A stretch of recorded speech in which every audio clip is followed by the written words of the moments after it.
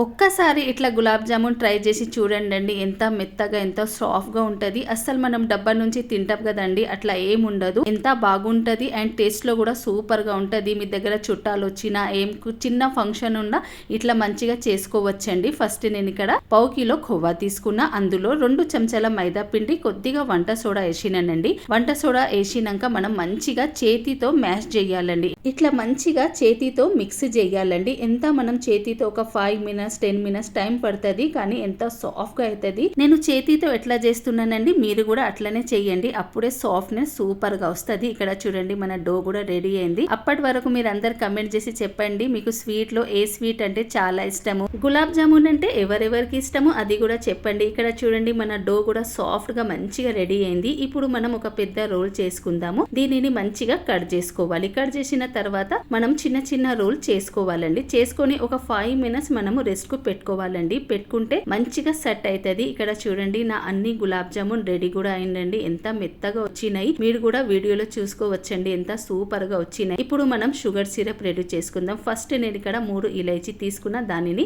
కచ్చా పచ్చా దంచుకుందాం. తర్వాత ఒక బౌల్ తీసుకోవాలి. అందులో 2 చెంచాల షుగర్ తీసుకున్నానండి. మీరు స్వీట్ ఎక్కువ తింటే ఎక్కువ తీసుకోవచ్చు. మా దగ్గర స్వీట్ కొద్దిగా తక్కువ తింటారండి, అందుకే నేను 2 చెంచాల షుగర్, 1/2 గ్లాస్ వాటర్, మనము ఇలైచీ పౌడర్ చేసినాం అది వేసుకొని మంచిగా బాయిల్ చేసుకోవాలి. ఒక 2-3 నిమిషాలు ఇట్లా బాయిల్ చేసుకోవాలి. నేను ఫ్రూట్ కలర్ కూడా ఏం వాడలేనండి, అది కూడా పక్కన పెట్టుకోవాలి. ఇప్పుడు కడాయిలో కొద్దిగా ఆయిల్ వేసి మీడియం మంటపై మనం గులాబ్ జామున్ ఫ్రై చేసుకోవాలండి. ఎక్కువ మంటపై ఫ్రై చేయకూడదండి, ఎందుకంటే లోపట కచ్చా పచ్చా ఉంటది. ఇక్కడ చూడండి మీడియం మంటపై నేను ఫ్రై చేసిన గోల్డెన్ కలర్ వచ్చే వరకు ఎంత కలర్ఫుల్ కనపడుతుంది కదండి. ఇప్పుడు నేను వాయిస్ ఓవర్ చేస్తున్నా, నేను తినేసిన ఆల్రెడీ. వాయిస్ ఓవర్ చేస్తే మళ్ళీ తినాలనిపిస్తుంది అండి, అంత బాగా వచ్చింది.